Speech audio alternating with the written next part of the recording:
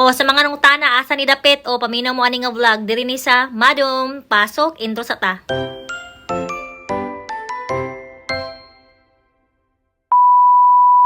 So kay naabot naman jud mi diri no, mo ni ang Madum Mamawan Baligian Zamboanga del Norte.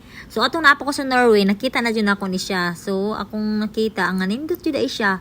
Dayon bugnaw ang tubig. So highway jud ni siya dire, spillway dayon ang tubig nagkuan sa ibabaw sa dalan.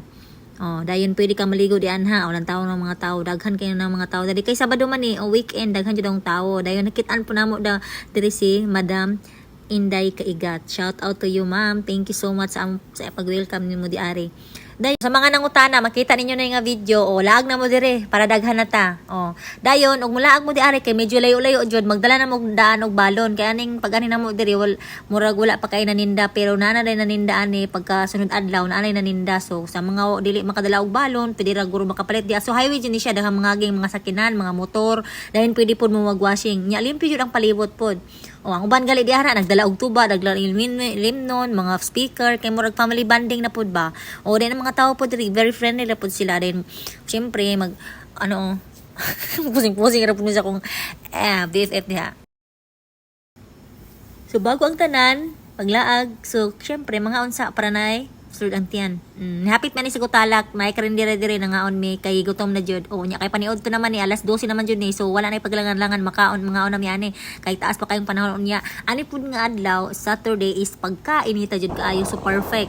Dayon dire-diretso na mi ana og naay pistapan uno. Unya hinay ra jud pud ang padagan ani. Kay para ma-enjoy pud namo ang view ba. Mas maayo man gud ang hinay-hinay ra din ma-enjoy pud ang view para ano lang ba. Unya first time namo dire manganhi akong bana og ako akong ate. Wala gali sila kabulong ang mga nimi dire no. Unya gidala na ako sila og sanina. Complete set na hanaro ko nga tug labason. Dayon dayto it's a prank. So mo rin ang 7-Eleven sa labason. Labason na ni. Dayon hapit mi sa labason sa bakery kay napalit pud mi og pan para na snack simaon sa dalan og unsa man gutom mo ninig maabot didto sa among destination. O kay daghan man yung kung unsa ang mga agian na picture unsa pa dian ang mga buluhaton kay syempre nahimo naman tang vlogger kuno ani. Dayon welcome to Gutalak. Naana ta sa Gutalak. Unya akong bana first time pud diri sa Gutalak. Oh, dayon picture po diyan sa munisipyo kay wow pod tugtsada pod kani nang Gutalak diari. Atong high school pa ko nakani na jud ko ning Gutalak. Laga na ko ni diri. Mga classmate taga diri so laglago ko diri sa unang panahon.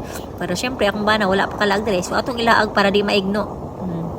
Ana dayon kaning dalana padulong na ni ani nakalapas na mi sa Gutalak so padulong na ni siya sa Baligian so magamping lang jud kay daghan ang dalan di aris kuan ikis-ikis ba kung kuan pa kaning Snake Road ang aton lugsong na po dayon ikis-ikis na po sumag kuan lang jud ani si bato lang ka pirmi kay daghan kayong tungason dayon palugsong na po kaana so ikis-ikis jud siya.